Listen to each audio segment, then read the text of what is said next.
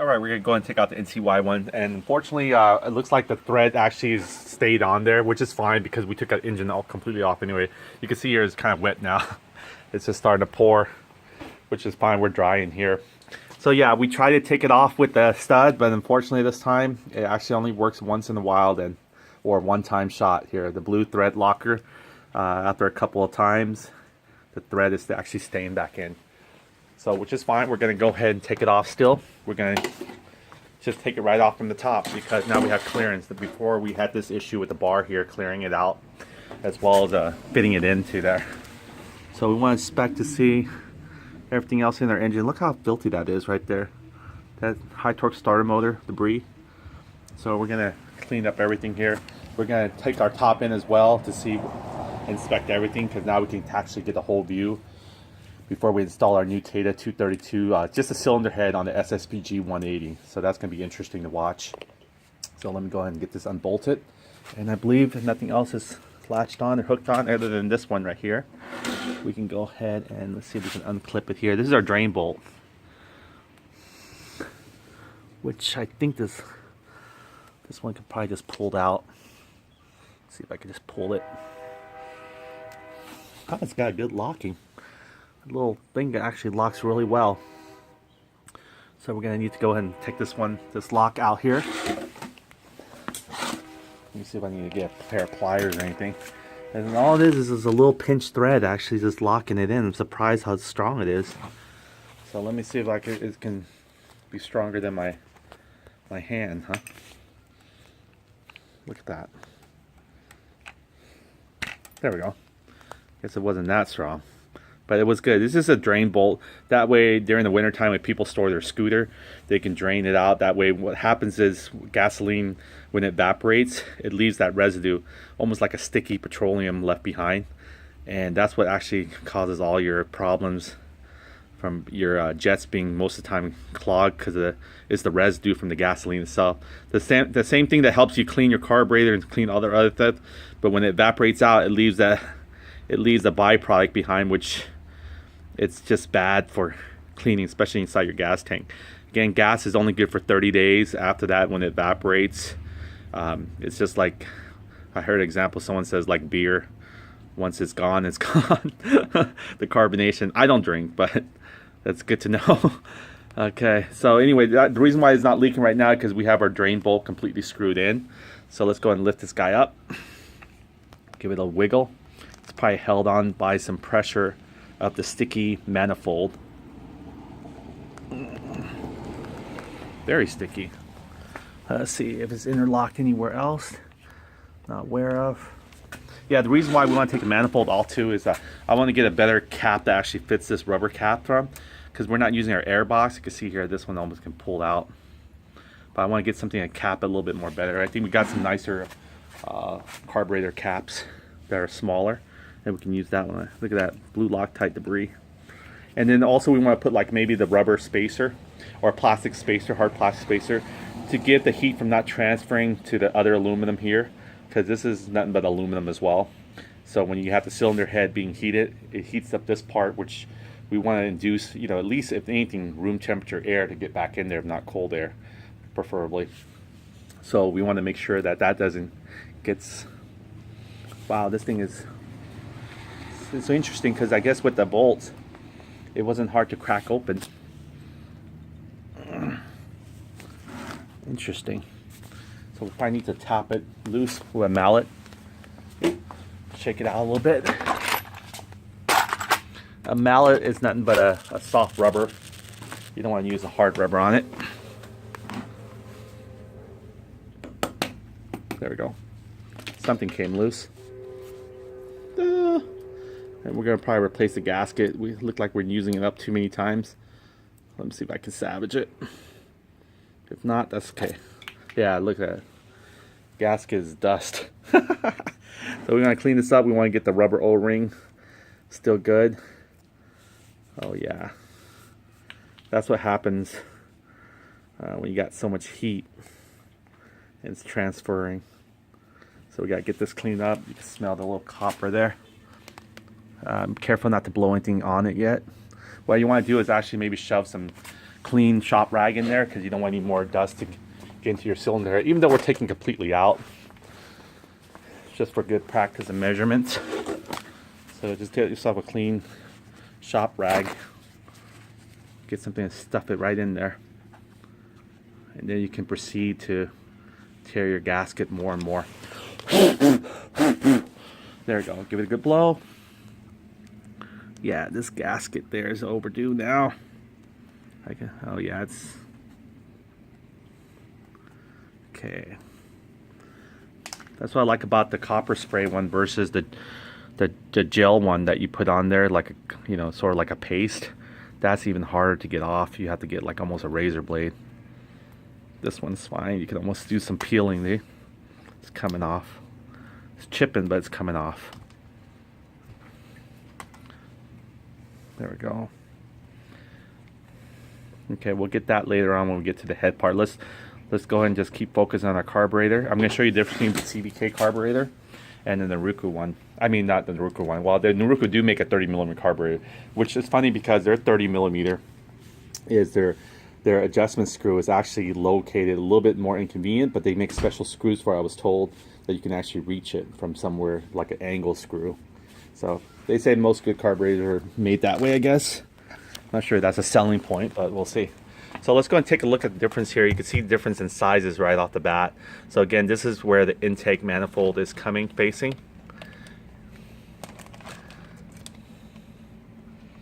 See from a top view. It doesn't have the auto enricher, the PWK, or like a little manual here. You just do it one time, perhaps, when the first engine is just breaking in or starting. Okay, let's go ahead and get everything ready here to dissect it and keep the phone charged. That way it won't die out on us. Plug it in here to the charger. I thought it died originally, but it wasn't. It was just that screen just went dim because it was just low battery. Almost disconnected it for no reason. That way we can finish the PWK section of the video. Alright, so let's go and take a look at here. The same way with this one. Since we're not planning to put this one back in yet, we're going to go ahead and just open it up and investigate. We can go and take out the Naruku manifold off of it now. I believe this takes a 10mm. So we already have the same socket to actually drive the intake manifold studs off. So we'll take the same one to drive this one off of the Naruku one. Let's see if I can get that better angle here. Nice and cozy in here versus wet and horrible out there. Probably depressing weather for a ride, but this will be perfectly when it's ready. That's not 10mm, actually it's an 8mm on this one. What do you know, I just grabbed the first 8mm. Not normally happens that way for me. Okay, loosen.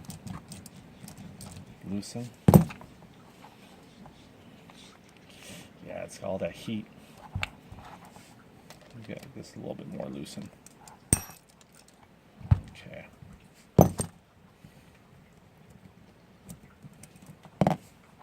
Before we go further, we might need to dump out some of the excessive residue of gasoline still underneath the float bowl. So I'll tighten that. Oh, sorry. There we go. That was a good yank. Alright, stay focused with me. Alright. So what I'm going to do is I'm going to open this drain bowl. And let's go to our fuel and see if we can just dump the rest in. I think it's still pretty good. So I'm going to open this right here with a fire flathead. This is way too... Put a flathead here. And we'll dump it into our gas tank. We can use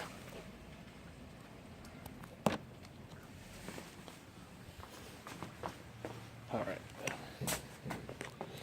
Here we go, gas tank. Let's see how I can do this. I'm not sure even much can come out of it. I think we got most of it. But we'll see. Okay. If anything, I want to put my screw in there.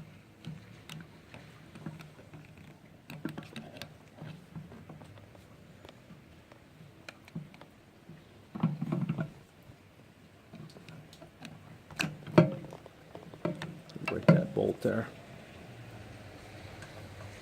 Oh. Oh, there it goes.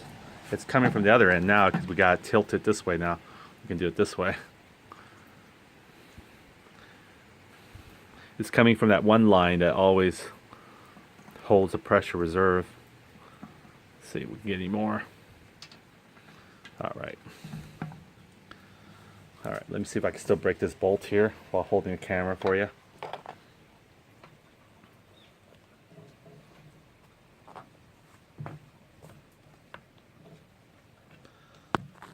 Whoa.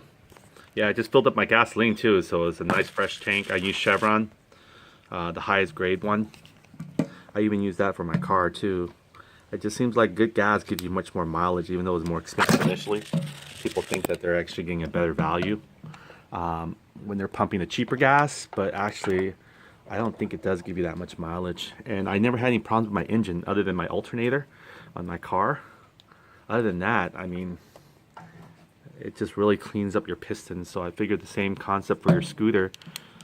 You know, of course, it's always cheaper to use premium gas for your scooter because you're not having to pay an arm and a leg. But I'm gonna make sure I don't get my screws too.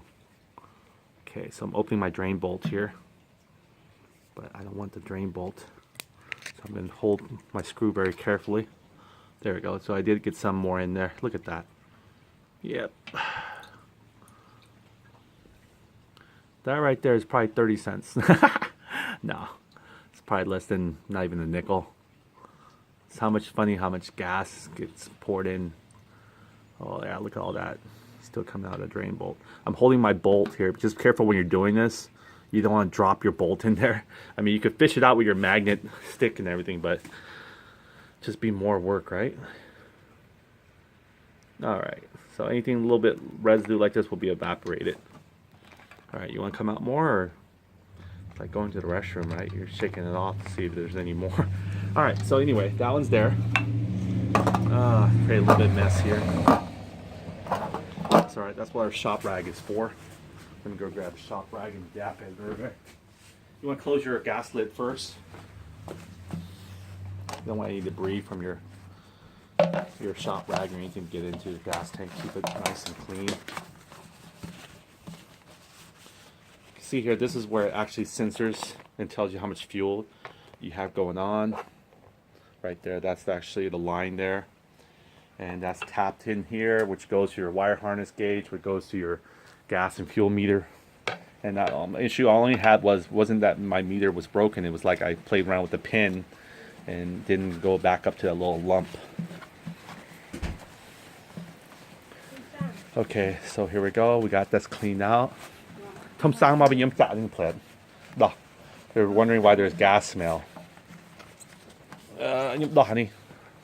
The carburetor.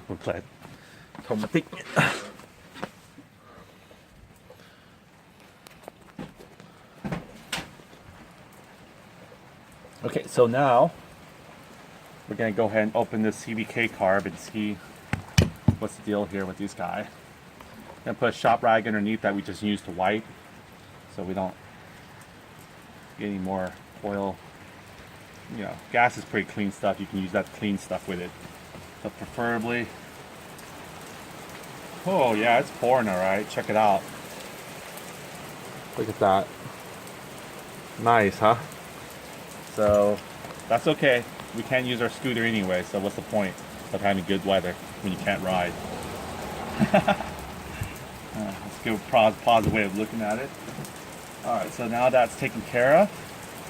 Put our shop rag right here. And you're going to go and see me open this one up. The CVK now 30mm carb versus the PWK OKO carb. So in order to do this one the same way, but this has 3 bolts. And it has a little latch too that taps into like that one. I'm almost thinking the PWK latch is the same concept of having this latch right here. This one has it right there, so that might not be the replacement for the auto enricher. Or PWK doesn't use the auto enricher. So let's go ahead and take our Phillips. We don't have to open this one up here. In order to change our jets, you mainly have to do it here and here. Again, this is where your big throttle cable hooks onto. See the little gas residues coming. Right there, right there.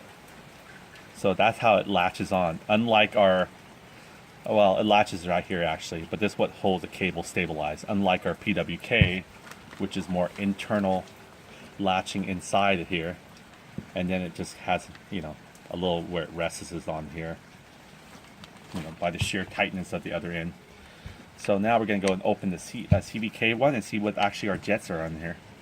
So I'm curious to know. You can see here some oils, or gas is coming.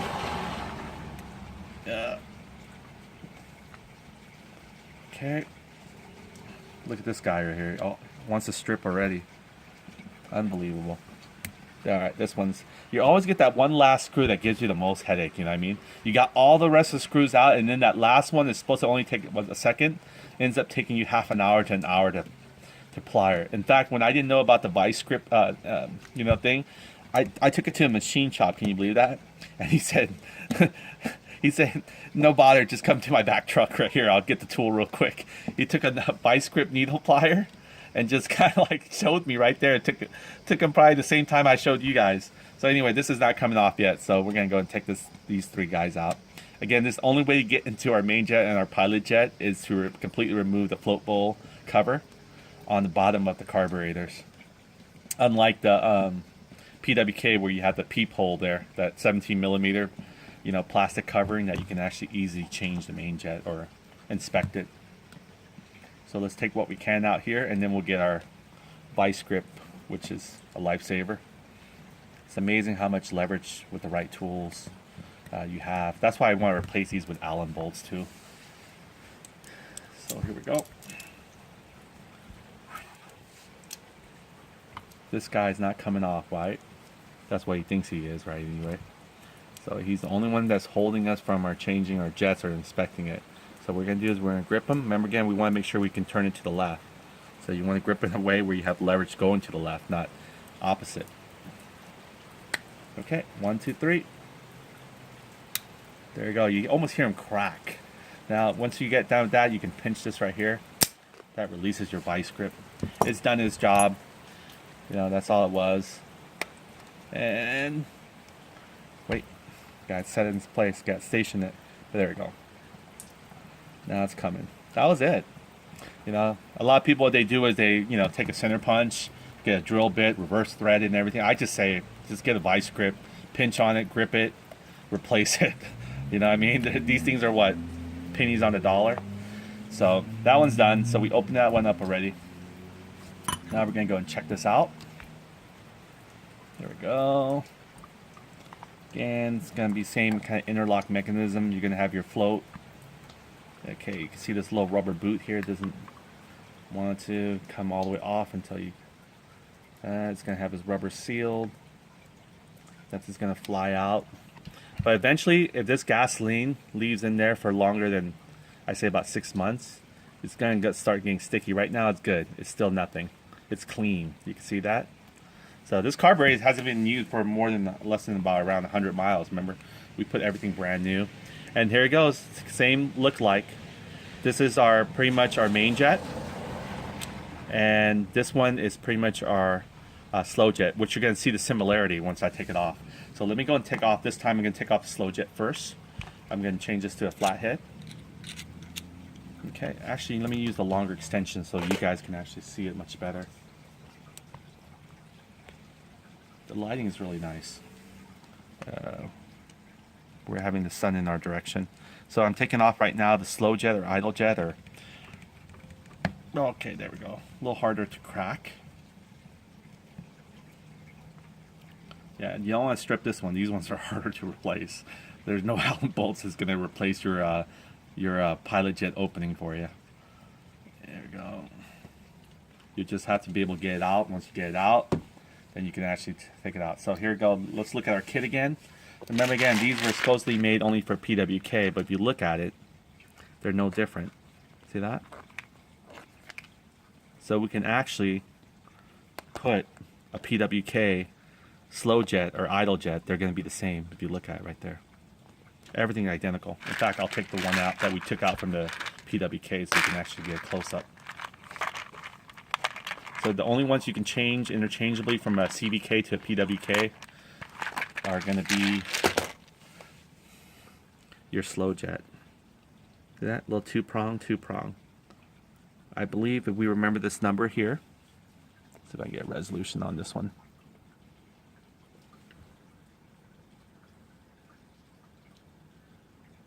Usually right there on the side. So this one's a 48 one that came from our PWK originally, our OKO PWK. That 48 there. And then this one here, that was coming from our NCY 30mm Carburetor, CVK. This one's a, it says 40S. It's not like it's 40-ish. It's actually just 40.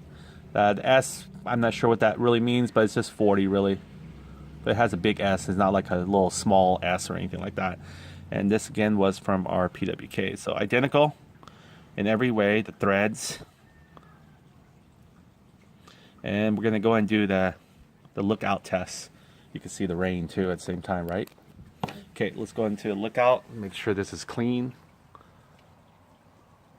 Yeah, it's a little bit. See that very tiny little hole spaticle. Again, this is a 40S, that's why. And this is a 48. 48 one, you can almost see a little bit more clear. So let me put these two together. Just remember the light one. The one that's the tip one to my finger is my PWK original Idlejet, which was 48. And this one is 40. You can see how bigger the holes are. See that? You can see right away the PWK one, the very tip of my finger, that's 48 Idlejet. And then this one here, if I can move it around, I can barely.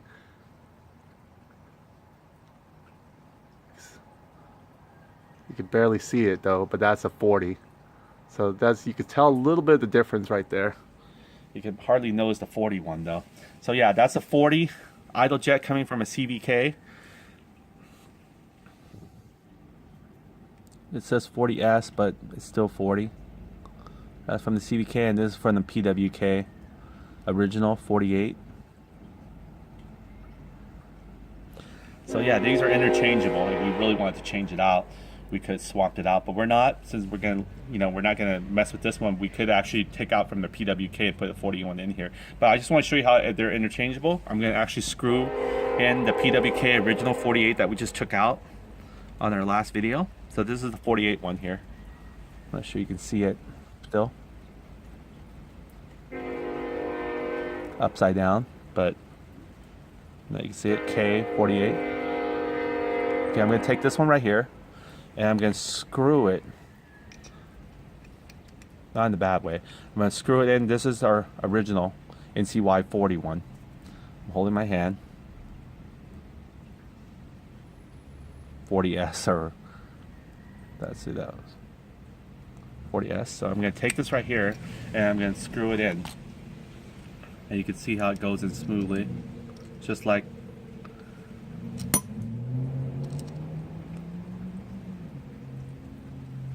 there it goes. See? Sorry, my screwdriver is getting a little shaky, but there it goes, driving in.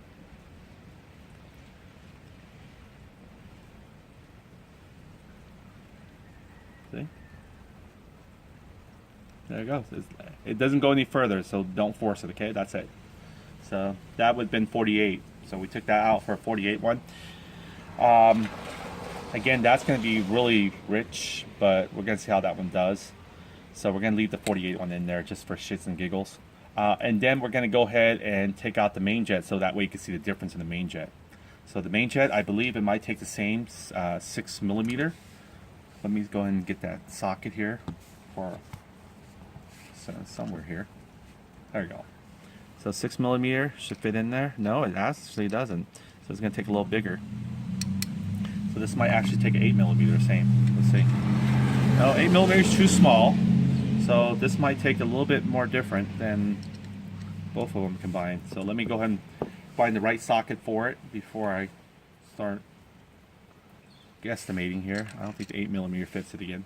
Let me go get the right socket for that one.